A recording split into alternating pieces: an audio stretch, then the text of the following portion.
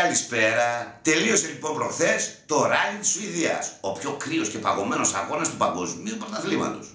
Αν και φέτος οι θερμοκρασίες ήταν υποτροπικές. Έφτασε μόνον στους -10 βαθμούς Κελσίου, ενώ συνήθως είναι στους -25. Οι υψηλές, λέμε τώρα, θερμοκρασίες δεν επηρέασαν βέβαια το αποτέλεσμα, όπως άλλωστε το είχαμε προβλέψει. Θα γίνει λοιπόν πολύ μεγάλη μάχη μέσα στο χιόνι και μπορεί ο Λεμ να είναι άπεκτος, αλλά προσέξτε και το Γιάννη Μαριλάτβαλα, γιατί νομίζω ότι μπορεί να πάρει τον αγώνα. Βλέπω επιτροχών και είμαι μέσα στα πράγματα.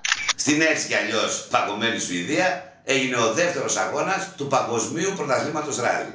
Ο Γιάννη Μαριλάτβαλα κέρδισε τον αγώνα, όπως ήταν άλλωστε αναμενόμενο για τους υποψιασμένους, εσάς δηλαδή, και στη δεύτερη θέση βρέθηκε ο περσινός του teammate, ο Μίκο Χίρβονεν με τη Citroën. Στην τρίτη θέση ο Νορβηγός Όσμπεργκ, ενώ στην τέταρτη θέση έτερος Νορβηγός, μέντορας του τρίτου, ο μαθητής, πέρασε το δάσκαλο και μάλιστα σε πολύ δύσκολες συνθήκες. Αμέσως μετά ο Ρώσος Νόβικοφ, ενώ ο πρωταθλητής Σεμπαστιάν Λεμπ μόλις την έκτη θέση μετά το λάθος του την πρώτη μέρα του αγώνα.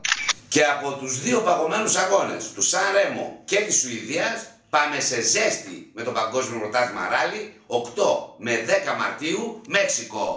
Σπίτι Γκονζάλες εναντίον Σεμπαστιάν Λεμπ. Τα ηλεκτρικά αυτοκίνητα έρχονται και στην Ελλάδα. Έρχονται εννοώ να κυκλοφορούν και να φορτίζουν στους σταθμούς φόρτισης ηλεκτρικών αυτοκινήτων, όπως προβλέπεται με τις προδιαγραφές της Ευρωπαϊκής Ένωσης.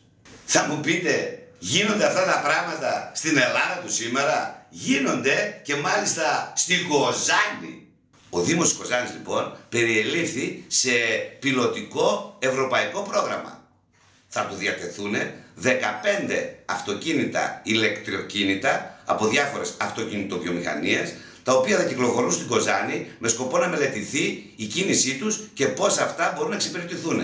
Το ενδιαφέρον δεν είναι σε αυτά, είναι στους 20 σταθμούς επαναφόρτισης των αυτοκινήτων που θα υπάρχουν στην πόλη της Κοζάνης. Τι Λοζάνη, τι Κοζάνη. Περιμένουμε λοιπόν η Κοζάνη να μας βάλει στην πρίζα. Άλλωστε αυτή ξέρει από ρεύμα. Τσίκνο Πέμπτη. Καρναβάλια στην Πάτρα, καρναβάλια στην Ξάνθη, καρναβάλια σε όλη την Ελλάδα, καρναβάλια στη Βουλή. Καρναβάλια όμως και στη Θεσσαλονίκη και μάλιστα επιτροχών. Οι ποδηλάτες της Θεσσαλονίκης για άλλη μια χρονιά οργανώνουν ένα επιτροχών καρναβάλι. Τσικνοπέμπτη λοιπόν, όλοι με τα ποδήλατα, ντυμένοι καρναβάλια, στα άνολα δάδικα για γλέντι επάνω σε ρόδες. Το καλύτερο. Το 2011 ο Δήμος της Θεσσαλονίκης εξαπέλυσε επίθεση εναντίον αυτών που διπλοπαρκάρουνε, τριπλοπαρκάρουνε και γενικά κάνουν τη ζωή μας και την κυκλοφορία μας δύσκολη στην πόλη της Θεσσαλονίκης. Και κατά τη γνώμη μου πολύ καλά έκανε, διότι το πράγμα είχε φτάσει στο απροχώρητο. 102.000 κλήσεις μόνο στο Δήμο Θεσσαλονίκης για το 2011. Νομίζω ότι αρκετοί θα συνετιστούν. Όμως για τους 4.792 παραβάτες από τις 100.000, αυτή η κλήση ήταν ένα τίποτα. Γιατί τι είναι ένα πρόστιμο όταν παρκάρεις επάνω στις ράμες των αναπήρων και αποκλείεις τους συνανθρώπους μας να κυκλοφορούν ανάμεσά μας? Φτάνει μια κλήση? Όχι. Γιατί και η γαϊδουριά έχει τα όρια της. Συγγνώμη από τα γαϊδουρία. Χλωμά πρόσωπα μας την πέφτουν από παντού. Πριν ξεθάψουμε το μαχούκ του πολέμου, ξεθάψουμε το μαχούκ αποκριάς. Ασταμάτητος τροχός μίλησε. Ουγ.